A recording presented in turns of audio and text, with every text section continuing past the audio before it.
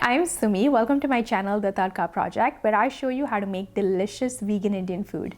Today I'm going to show you how to make another amazing takeout classic, Saag Tofu. So let's get cooking.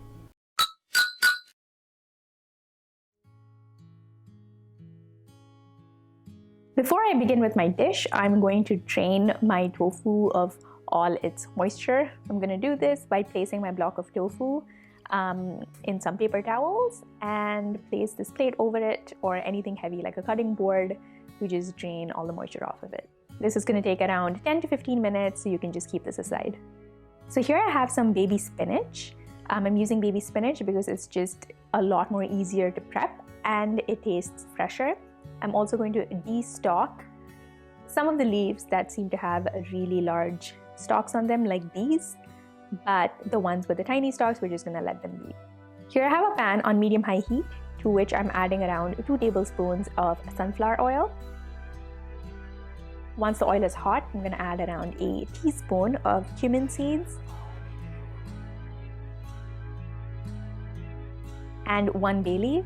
And I'm going to toast these for around 20 to 30 seconds till the cumin seeds get really fragrant.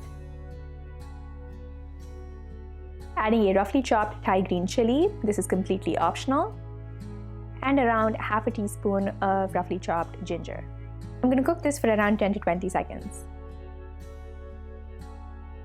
Here I have around 4 cloves of garlic roughly chopped, and I'm going to add this to the pan and cook till it's about golden brown in color. Now that my garlic is golden brown, I'm going to add my roughly chopped onions and cook this till translucent.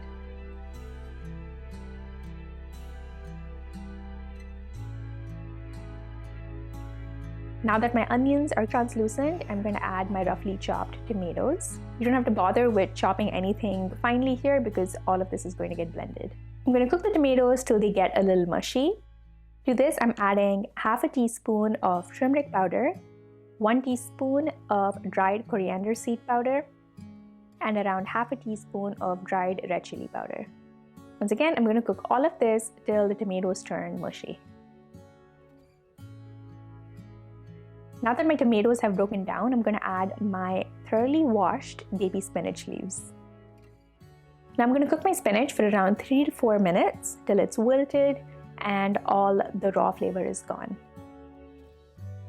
I'm also going to add around a tablespoon of cilantro and mix all of this. Now adding cilantro and the turmeric powder will make sure that your gravy turns out bright green. With the cilantro in, I'm going to cook for an additional minute. Now this looks good, so I'm going to turn off my element, let my mixture cool down so it's ready for blending. Before blending, make sure to remove your bay leaf. I'm going to blend my mixture till it's really smooth and creamy, like you can see here. This is the kind of consistency we're looking for. I like it really smooth and creamy, but if you like it to be a little chunky, you can go for that as well. Now that our gravy is done, I'm going to set this aside, and now it's time to prep our tofu. I have a pan on medium-high heat to which I've added around 2 to 3 tablespoons of sunflower oil to shallow fry our tofu pieces. Here I've cut my tofu into 1/2-inch slices.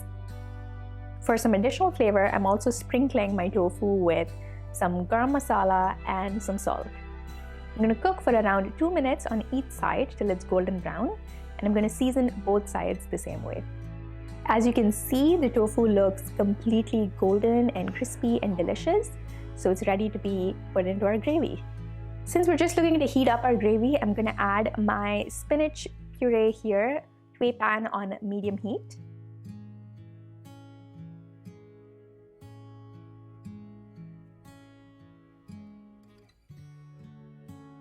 I'm going to salt my mixture.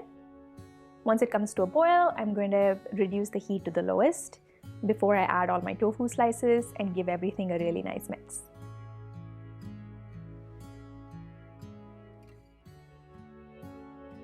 And that's the finished dish. So that was my vegan saag paneer. I promise you're not going to miss the cream or the paneer because the gravy is so luscious and creamy and the tofu is so flavorful, and it's not just bland plain tofu. I like to serve my saag paneer with some cumin rice. I like to keep it simple, but you can pair it however you like. It tastes amazing with garlic naan, roti, quinoa, any grain of your choice. Let me know in the comments if you like this recipe, if you enjoyed making this dish, and please like and subscribe for more vegan Indian dishes every Sunday. And I'll see you another time with another recipe. Bye!